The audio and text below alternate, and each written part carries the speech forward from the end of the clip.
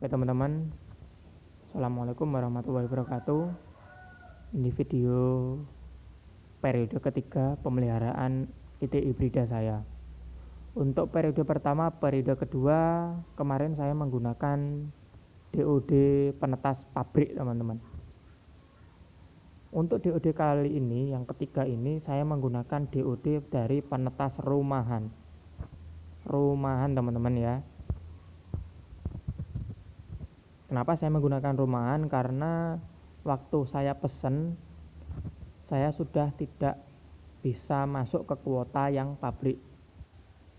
Maksudnya ada satu supplier teman-teman, karena saya pemula, saya hanya mempunyai satu kontak ataupun satu supplier untuk mengirimkan DOD.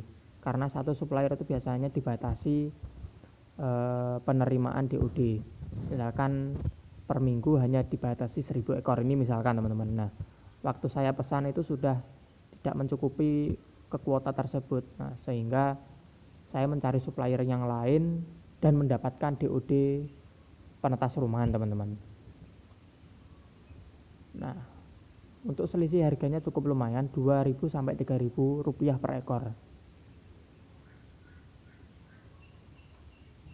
Waktu proses pengiriman DOD rumahan ini teman-teman, proses pengiriman itu telat 1 hari. Kalau telat dari penetas itu nggak masalah, ini proses pengiriman ya teman-teman. Saya cukup kecewanya tuh di situ. Misalkan hari Minggu pagi DOD ini dikirim dari penetas ke peternak. Apes-apesnya DOD akan sampai ke rumah peternak itu pada hariku juga. Misalkan DOD pagi, hari Minggu pagi dikirim, maksimal akan sampai ke peternak itu malam lah, hari Minggu sore atau malam. Itu masih satu provinsi loh teman-teman, masih satu provinsi, bahkan itu jaraknya cukup dekat. Maksimal harusnya Minggu malam sudah sampai ke kandang saya. Nah, ini molor 1 malam teman-teman. Misalkan hari Minggu dikirim dari penetas, sampai rumah saya itu Senin sore. Nah, itu DOD ini nginep di perjalanan itu 1 malam. Nggak masalah lah kalau misalkan untuk kebutuhan pakan itu saya yakin 3 hari mereka itu pun kuat untuk tidak makan. Tapi dengan syarat armada yang digunakan untuk mengirimkan DOD ini memenuhi syarat. Yang pertama ada kipas angin ataupun yang mengatur sirkulasi udara yang ada di dalam mobil box itu atau mobil armada itu. Misalkan kalau kepanasan mereka akan menyala kipasnya sehingga kondisi DOD ini akan tetap baik-baik saja. Kalaupun mereka kedinginan akan ada penghangat seperti itu. Ya seperti itulah mobil khusus armada pengiriman DOD ataupun DOC. Tapi ini tidak teman-teman. Saya kurang tahu ini armadanya dikirim dengan mobil apa, karena saya hanya titip ini teman-teman, titip dari peternak teman saya itu. Beliau mengatakan kalau DOD ini akan telat sampai ke kandang karena faktor yang lain, saya nggak tahu faktornya apa, sehingga 1 malam ini nginep di perjalanan. Yang saya pikirkan meskipun DOD rumahan pasti ya nggak jauh beda lah dengan pabrik. Maksud saya dari segi kesehatan ataupun dari segi jumlah. Kalau jumlah mesti sama. Begitu DOD saya terima Senin sore teman-teman,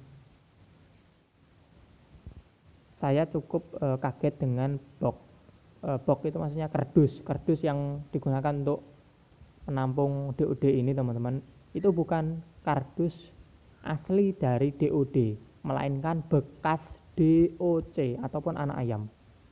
Jadi yang digunakan adalah kardus bekas anak ayam. Nah, kata bekas, kalaupun apa-apa yang bekas itu kan pasti kesannya itu ya kurang bagus lah. Apalagi ini kardus teman-teman, kardus bekas itu bisa dibayangkan lah. Pasti anak ayam itu akan membuang kotoran di dalam kardus itu. Lah ini sudah kotor bekas anak ayam lalu dimasuki untuk anak bebek teman-teman, ya kurang logis toh. bok kotor kok ditempati anak bebek kan nggak apa ya, nggak etis lah. Kalaupun bekas ya dilapisi apalah biar kelihatan bersih, itu enggak teman-teman, asli kotor. Bekas kotoran ayam itu masih sangat banyak. Nah mungkin dari situ teman-teman, waktu saya turunkan bebek ini, anak bebek ini ke dalam broodingan saya ataupun pemanasan saya, ovenan lah. Nah itu mereka sama sekali tidak lincah teman-teman, dan banyak sekali yang snot. Bisa dibayangkan itu, mungkin amoniak dari bekas kotoran yang ada di dalam kardus itu menguap sehingga mengganggu kesehatan dari DOD ini. Banyak sekali yang snot teman-teman. Ini saya nggak mengada-ngada, itu teman-teman yang apa namanya di bawah pintu itu mereka dia sekarat itu karena snot. Matanya itu bengkak segede ini loh teman-teman. Otomatis pernapasan dia terganggu, makanya itu kayak sekarat itu, cuma bisa nendang-nendang kaki, nggak bisa berdiri, nggak bisa makan, nggak bisa minum. Itu dari semalam teman-teman. Nah yang pertama, DOD kurang bagus kualitasnya karena snot. Lalu kemudian kondisi pusar itu mereka basah, padahal untuk DOD yang sehat itu pasti pusarnya kering, matanya bersih, bulunya bersih, dan gerakannya lincah. Minimal 4 inilah yang harus mereka punya. Kalau DOD yang sehat itu sepertinya ciri-cirinya seperti itu. Mata bersih, pusarnya kering, gerakannya lincah, bulunya bagus. Nah ini sudah pusarnya nggak kering, matanya snot, matanya basah karena snot, ya kan? Bulunya nggak bersih seperti itu karena bekas kotoran ayam itu, bulu mereka kan lengket di situ. Kotoran ayam itu lengket di bulu bebek ini. Lalu gerakannya sama sekali nggak lincah teman-teman. Periode pertama, periode kedua saya menggunakan DOD pabrik itu. Begitu saya bongkar dari box, mereka langsung lari teman-teman. Lari mencari makan, mencari minum. Intinya mereka seneng lah seperti itu. Karena dalam perjalanan mereka dibungkus di dalam kardus, kondisi sempit, begitu mereka dikeluarkan, mereka akan lari-larian. Itu kondisi yang sehat. Nah sebaliknya teman-teman, ini DOD rumahan, saya garis bawahi teman-teman ya, rumahan menggunakan box kardus bekas. Saya bongkar, saya hitung ulang, saya lihat kondisi satu persatu. Saya turunkan ke broodingan, sama sekali nggak ada yang lari teman-teman. Bisa dibayangkan ya, itu sudah kelihatan sangat-sangat nggak sehat. Padahal kondisi broodingan itu sudah hangat, sama sekali nggak lari teman-teman. Ya udah diturunkan ya langsung diam di situ, diam di tempat. 300 ekor itu saya hitung satu-satu teman-teman, karena saya nggak mau dirugikan dengan jumlah ataupun yang lain. Akan saya hitung satu-satu. Begitupun dengan kesehatannya akan saya cek satu-satu. Itu kebiasaan baik saya teman-teman. Dan peternak harus wajib begitu menerima DOD atau DOC harus dicek satu-satu. Minimal sampel lah, 10% minimal itu. Misalkan dikirim DOD 1000 ekor, ya minimal kalian harus mengecek 100 ekor lah. Itu minimal. Karena ini saya mesan hanya 300 ekor, saya cek satu-satu teman-teman. Lalu begitu saya mendapatkan DOD ini kurang sehat, saya langsung lapor ke supplier yang saya mintai tolong untuk mengirimkan ini teman-teman. Tidak solusi yang saya dapatkan teman-teman, melainkan saya terus disalahkan. Yang pertama, saya disalahkan mungkin karena brooding saya nggak jelas, seperti itu teman-teman. Beliau bilang brooding saya kurang hangat ataupun becek. Lebih nggak mungkin loh ya becek. Hariku juga DOD saya turunkan langsung snot kok. Saya disalahkan broodingan saya becek. Nggak mungkin loh ya. Baru berapa jam kok sudah becek, nggak mungkin. Nah seperti itu teman-teman. harusnya kan saya diberi solusi, harus dikasih obat ini ataupun bagaimana perlakuannya, sehingga saya inisiatif untuk memberikan obat anti snot dan lain-lain, itulah yang mengandung antibiotik. Dari 300 ekor sudah 10-an ekor lah yang mati teman-teman karena snot itu. Dan gimana 2 hari mereka nggak doyan makan, nggak doyan minum loh teman-teman. Padahal di air minum itu sudah saya siapkan obat dan gula teman-teman sebagai penambah energi. Selama mereka di perjalanan kan lemes, nggak makan nggak minum, sehingga di air minum yang saya sediakan itu saya tambahkan gula dan obat anti stres ataupun vitamin yang lain lah. Karena saya tahu juga mereka kondisinya kurang sehat, saya tambahkan obat snot hari itu juga teman-teman.